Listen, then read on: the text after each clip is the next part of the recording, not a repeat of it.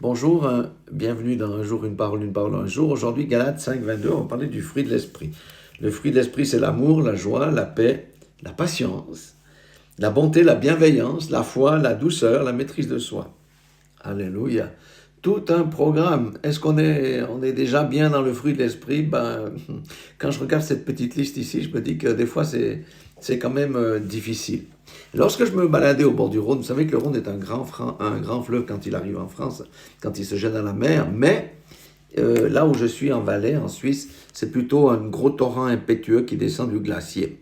Et les boules du Rhône, ce sont des grosses pierres qui sont très connues en Valais. On se sert pour la construction, pour différentes choses, parce qu'elles ont tellement été polies par ce torrent qu'elles sont utiles. Mais avant d'être polies, c'était des rocs qui pouvaient être coupants, qui pouvaient avoir des formes bizarres, mais le contact avec cette eau, au fil du temps, va en faire des boules parfaites. Je vais vous mettre une photo maintenant où nous constaterons que ça, c'est des pierres qui sont encore sur la berge, parce que le torrent est trop haut aujourd'hui pour que j'aille au bord pour saisir les pierres qui sont déjà polies. Mais celles-ci sont déjà dans le processus et on voit qu'il y a des formes et on comprend que avec le torrent, la force de l'eau charrie des cailloux sur des autres cailloux, c'est ce qui va les polir, leur donner une forme définitive. Alors qu'est-ce que ça a à voir les cailloux avec ce qu'on vient de voir? Eh bien, l'eau, c'est le Saint-Esprit. Et le Saint-Esprit nous travaille. Et on ne change pas de caractère en 5 secondes. Nous pouvons avoir les dons de l'Esprit, tout ce qu'on veut, prophétiser, même guérir les malades. Si nous n'avons pas le caractère, ça ne sert à rien.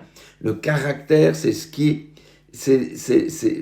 fait que Dieu agit aussi au travers du comportement de la personne pour que nous soyons un témoignage vivant. Donc Dieu travaille notre caractère.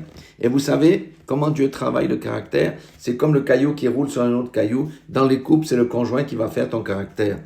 Des fois, ma femme, voilà, je dois manifester l'amour, je dois manifester la patience parce qu'elle m'énerve.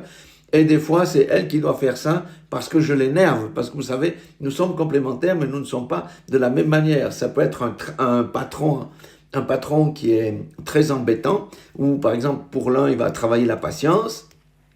Ça peut être le pasteur qui nous connaît bien et qui va travailler peut-être la joie pour les gens qui sont toujours tristes en train de murmurer.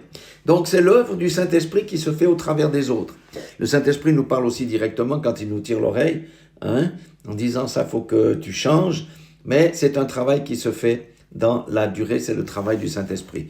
Voilà ce que je voulais partager avec vous. Dieu est bon, Dieu nous aide, Dieu nous transforme, mais il y a une condition, il faut qu'on soit d'accord qu'il nous transforme. Il faut qu'on soit d'accord pour qu'on lui donne le oui pour la transformation. Et nous sommes tous appelés à manifester le fruit de l'esprit, mais aujourd'hui, en tout cas, moi, j'y suis pas. Et je pense que j'en connais quelques-uns qui y sont, mais donc je prie pour que le Seigneur m'aiguise maintenant et me rende plus patient, plus d'amour, plus de bonté, plus de bienveillance, etc. Je vous aime, Dieu vous aide, nous sommes tous dans le même bateau. Laissons-nous transformer par le Saint-Esprit et nous manifesterons le fruit de l'Esprit. Et ça vaut mieux qu'un miracle, ça vaut mieux qu'une prophétie. C'est le caractère de Christ que nous manifestons qui va transformer la vie d'autrui. Soyez tous bénis dans le nom puissant de Jésus-Christ de Nazareth.